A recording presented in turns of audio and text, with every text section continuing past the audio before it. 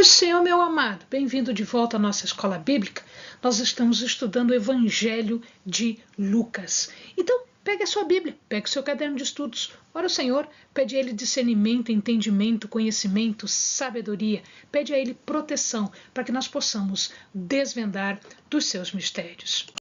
Nós já estamos na sétima parte, que é a parte em que Jesus desempenha o seu ministério agora em Jerusalém. Então, vamos ver a partir do capítulo 19, verso 45 e 46, a primeira coisa que ele faz quando já está em Jerusalém é a purificação do templo. Isso acontece logo após a entrada triunfal, aquela entrada que nós contamos aos amados no vídeo passado. Pois muito bem, aqui quando Jesus chega até o templo, ele vê uma situação abominável, uma situação insustentável e que não pode ser admitida. As pessoas estavam usando o átrio dos gentios para fazerem seus negócios. O que é esse átrio dos gentios?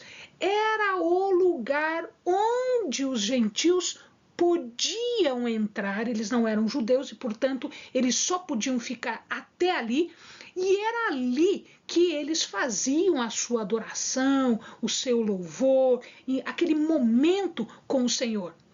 Mas eles não estavam podendo fazer isso. Por quê? Porque em vez de adoração ao Senhor, aquele lugar estava sendo utilizado para negócios, em vez de oração, em vez de adoração. Ou seja, eles estavam contaminando o lugar. Jesus os repreende porque eles estavam indiferentes à adoração, à honestidade. Eles estavam preocupados em ganhar dinheiro. Alguns dizem que quem mantinha isso tudo era o sumo sacerdote. E se isto for verdade, nós entendemos por que de toda a perseguição, de toda a circunstância que aconteceu depois. Jesus repreende, e ele repreende utilizando Jeremias 7:11 e diz assim: é, pois, esta casa que se chama pelo meu nome, uma caverna de salteadores aos vossos olhos? Eis que eu mesmo vi isso, diz o Senhor. E ele também utiliza Isaías 56:7, que diz assim: também os levarei ao meu santo monte e os alegrarei na minha casa de oração. Os seus holocaustos e os seus sacrifícios serão aceitos no meu altar.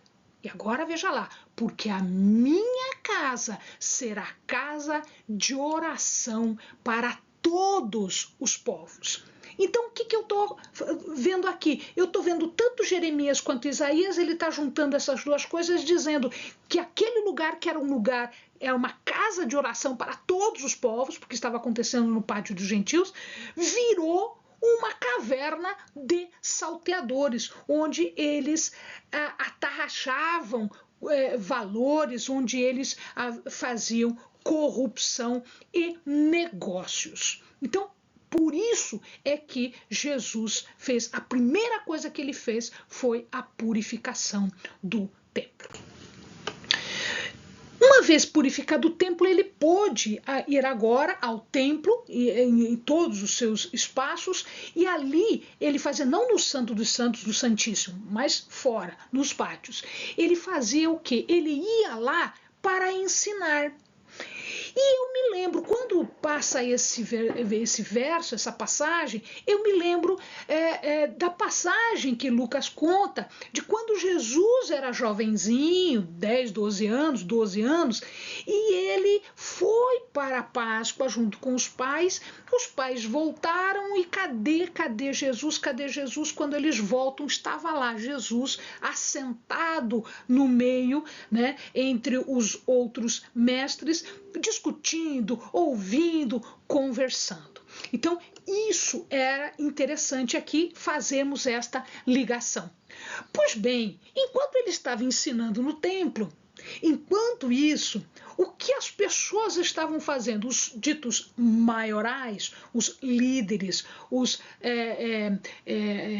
sacerdotes, os fariseus, os saduceus, estavam tentando achar razão, buscar razão para prender. Mas por que eles queriam fazer isso de forma escondida? Porque o povo gostava de Jesus. Então eles não podiam fazer isso à luz do dia, abertamente, porque o povo não iria gostar disso. Então o que eles fizeram? Eles, em primeiro lugar, eles questionaram a Jesus. A primeira questão que eles puseram aqui, quando Jesus já estava em Jerusalém, foi acerca da autoridade de Jesus. Olha que coisa interessante.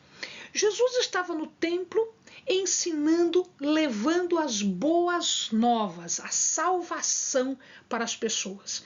E eles estavam pensando em quê? Como podemos matá-lo? Como podemos pegá-lo em alguma questão? Então, a primeira questão é: qual é a tua autoridade? Por que você faz isso? Por que você brigou e expulsou todo mundo aqui? Com que autoridade você faz isso?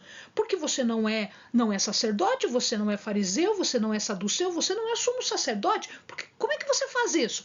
Ele diz: ok, eu entendo a pergunta, eu só vou te responder se vocês me responderem isto. Eu digo qual foi a minha autoridade se vocês me disserem qual foi a autoridade de João. Por que João fazia isso? Com que autoridade João fazia isso? Com que autoridade João pregava? Opa! Agora ele colocou as pessoas numa situação muito complicada. Porque eles não podiam dizer nem que era autoridade dos céus, nem que era autoridade da terra. Porque se eles dissessem que era autoridade do céu, eles estavam se desdizendo, porque eles nunca acreditaram na autoridade, nas profecias de João acerca do reino, que o reino estava chegando, que ele era um atalaia, um anunciador do reino de Deus e que Jesus era esse reino. Jesus era que estava trazendo esse reino. Se eles não aceitavam João, se eles não aceitavam aquilo que João dizia, como é que eles iam dizer que era celeste? Se eles disserem celeste, então eles estavam dizendo que Jesus tinha autoridade, sim, que a autoridade era dada por Deus, era celeste, porque João tinha anunciado isso.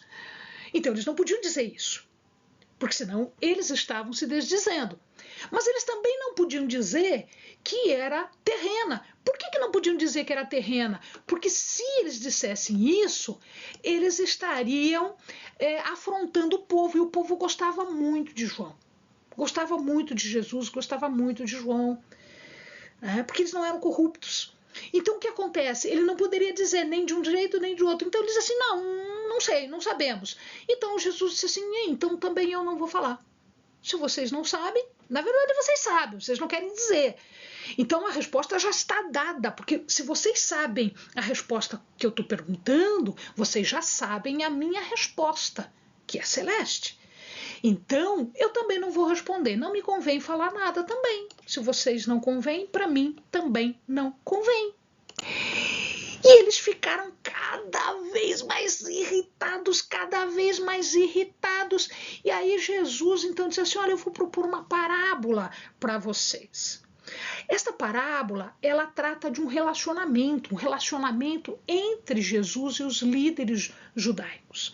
Assim como na parábola fala sobre o dono da vinha e os seus mensageiros e o seu filho. Ele conta a história de um senhor de terras que preparou a melhor vinha, o melhor vinhadeiro que existia, e ele deu em arrendamento esse vinhedo para alguns lavradores. E esses lavradores nunca fizeram conta, nunca prestaram conta, nunca pagaram o dono da terra. E o dono da terra mandava mensageiros para cobrar, e eles tratavam mal os mensageiros e mandavam embora. Tratavam mal e mandavam embora. Eventualmente maltratavam um até a ponto de matá-lo, etc, etc. Nenhum conseguiu cobrar o que tinha que ser cobrado. Nenhum conseguiu voltar para o dono da terra, que o dono da terra se sentisse satisfeito com aquele negócio que havia sido feito. Todos eles foram despedidos vazios, ou seja, todos os mensageiros de Deus foram rejeitados, inclusive matando alguns. Todos. Quem são esses mensageiros do dono da terra? O dono da terra é Deus. Os mensageiros são os profetas. Todos eles foram mandados de volta sem nada, porque eles não aceitaram, eles rejeitaram tudo. Até então, Deus havia sido compassivo, como aquele dono da terra mandava mais um, mandava outro, uma série de profetas, grandes profetas, pequenos profetas, profetas que falavam sobre aquilo que Deus estava dizendo, e nenhum deles foi ouvido. Então, ele manda o seu próprio filho, ou seja, Jesus está vindo, o seu próprio filho. E na parábola, eles matam o filho para ficarem com o vinhedo. Porque como eles estão há bastante tempo no vinhedo, então eles recebem o vinhedo e eles não precisam mais prestar contas para ninguém. Ninguém precisa prestar contas do reino de Deus porque eles são autossuficientes, é isso que está dizendo. Então o que acontece aqui? Deus havia sido compassivo até agora. Até agora. E Jesus, com esta palavra, com essa parábola, ele sabia exatamente o que iria acontecer com ele. E ele fala o seguinte: o crime foi extremo. Vocês mataram não só alguns dos mensageiros, como vocês mataram o próprio filho do dono da terra, do dono do vinhedo. Então, o castigo será extremo. O castigo será extermínio. Portanto, a decisão já está tomada. O extermínio daqueles lavradores maus. A vinha vai ser passada para outros. Quem são estes outros? Estes outros são os gentios. Então os gentios tiveram acesso ao vinhedo exatamente por conta deste mau comportamento aqui, desta rejeição que eles fizeram. Jesus chama a atenção deles para as escrituras, porque daí eles, não, porque não é isso, porque você está errado, porque isso, porque aquilo. Então ele diz, não, ok, vocês conhecem as escrituras, então vocês conhecem o Salmo 118, 22, que diz: a pedra que os edificadores rejeitaram tornou-se a cabeça de esquina, ou a pedra angular, a pedra de esquina. Mas ainda que os homens rejeitem esta pedra, Deus vai aceitar. E aí ele fala, Isaías 8, 14 e 15, então ele vos será por santuário, mas servirá de pedra de tropeço e rocha de escândalo às duas casas de Israel, por armadilha e por laço aos moradores de Jerusalém. E muitos deles tropeçarão e cairão e serão quebrantados e enlaçados e presos. Então, este era o resultado, esta era a circunstância lá na frente. É óbvio que eles não ficaram muito felizes. Então, eles arregimentaram pessoas e fizeram o seguinte: bom, nós precisamos acabar com esse homem, nós precisamos matar Jesus. Como é que nós vamos fazer isso? Nós vamos apanhá-lo. Nós vamos provocar situações e ele vai cair pela própria palavra dele. Então, nós vamos arranjar aqui pessoas que vão tentar, que vão apanhar, que vão fazer com que Jesus caia. E aí sim nós temos como efetivamente, formalmente destruí-lo. Então eles mandam alguém, mandam umas pessoas perguntarem, né, se era lícito pagar impostos. Que imposto ele está falando? Esse tributo era um tributo pessoal, as pessoas deviam pagar isso. Tá? E se era lícito ou não, era em relação à lei. A lei traz como pagar imposto sendo lícito. Então veja que eles estão tentando enredar Jesus. E aí Jesus já entendeu como era, ele diz assim: me dê uma moeda, me dê um denário. O tributo era pago com o denário de Tibério, naquela época era Tibério. Me dá um denário aí. E aí eles deitaram, de quem é essa carinha aí? De quem é essa efígie, que é aquela imagem que está gravada na moeda, como nós temos aqui esta imagem de 2 moedas, 2 denários, né? Um deles é de Tibério, né? O primeiro ali é o de Tibério. Ele diz: de quem é? Ah, é de César. Então, dai a César, porque eles eram chamados, Tibério era o imperador, mas ele era chamado de César. Essa era a posição deles, eles eram chamados de Césares. Então, dai a César o que é de César. O tributo é de César, dá para César. Existem 2 situações, existem 2 condições. Existe uma coisa que é humana, que é civil, que é o tributo devido a Roma, e outra coisa que é de Deus. Não vamos confundir uma coisa com outra, se é lícito ou se não é. O que nós temos que fazer? Nós devemos que obedecer às pessoas que foram constituídas por Deus como governantes, porque eles estão ali porque Deus permitiu. Então nós temos que respeitar os governantes que são colocados, que são postos.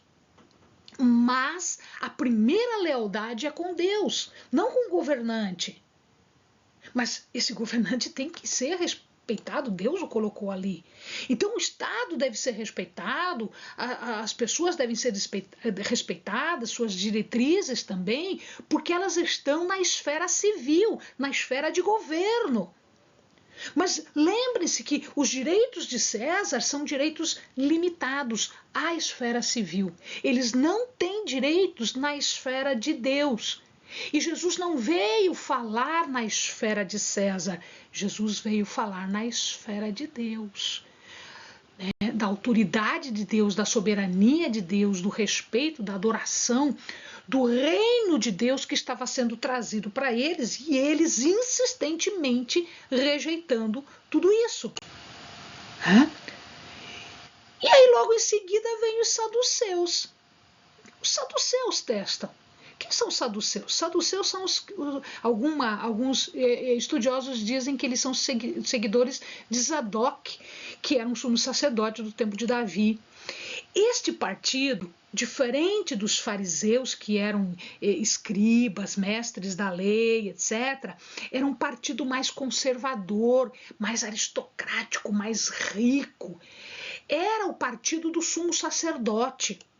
Eles cooperavam com os romanos, eles eram ligadinhos com os romanos e por isso eles tinham posição privilegiada. E eles não queriam que ninguém criasse confusão, porque eles estavam dominando, eles estavam no domínio, eles estavam no poder, né? Roma dava poder, então eles não queriam que ninguém mexesse na posição deles.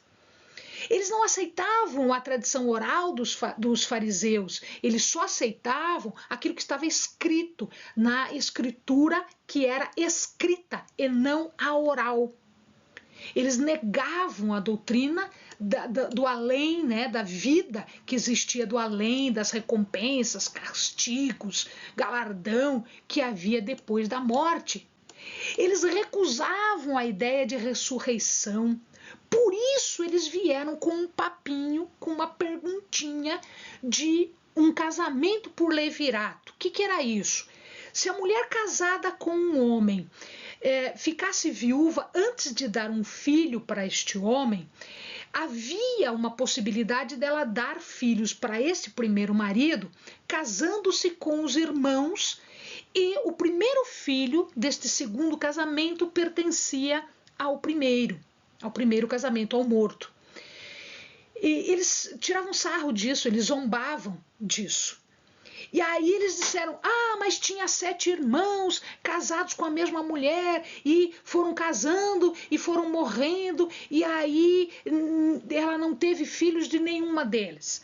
Aí a pergunta é, de quem é a esposa lá na ressurreição? Na ressurreição, de quem é a esposa? Bom, os judeus entendiam a ressurreição como sendo um prolongamento da vida que nós temos aqui. Ou seja, na ressurreição a gente vai viver do jeito que a gente está vivendo aqui, com as mesmas situações que a gente está vivendo aqui.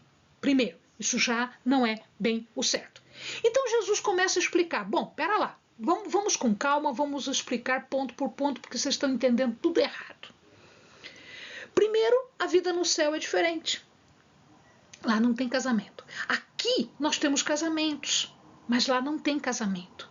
Por que a gente casa aqui? Porque a gente tem que preservar a raça humana, filhos, e a raça humana vai seguindo assim.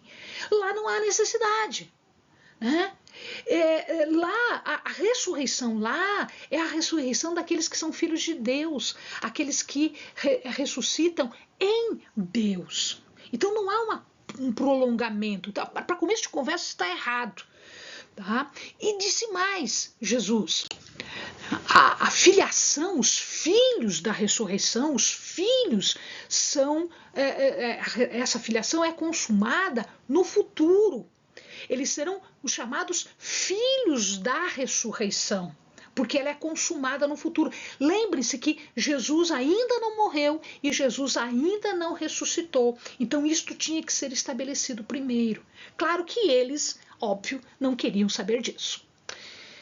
E aí ele diz, né, ele fala assim, ele diz, né, Moisés no trecho referente à sarça diz assim, Deus de Abraão, Deus de Isaque, Deus de Jacó. Ora, ele cita Abraão, Isaque e Jacó, mas eles não estão vivos. Como ele cita Deus de Abraão, Isaque e Jacó? Porque Deus não é Deus de morto, Deus é Deus de vivo. Porque eles estão vivos além túmulo. Além túmulo, porque Deus os ressuscita. Deus dá vida além do túmulo. A morte nos dá fim à existência física, mas não a vida, não o relacionamento que é eterno. Por isso, Abraão, Isaque e Jacó estão vivos. E vivos num relacionamento eterno com Deus. E aí, nós citamos aqui para fechar um ditado judaico. Diz assim, aqueles que morrem, morrem por amor a Deus e vivem para Deus. Amém, amados? Bons estudos.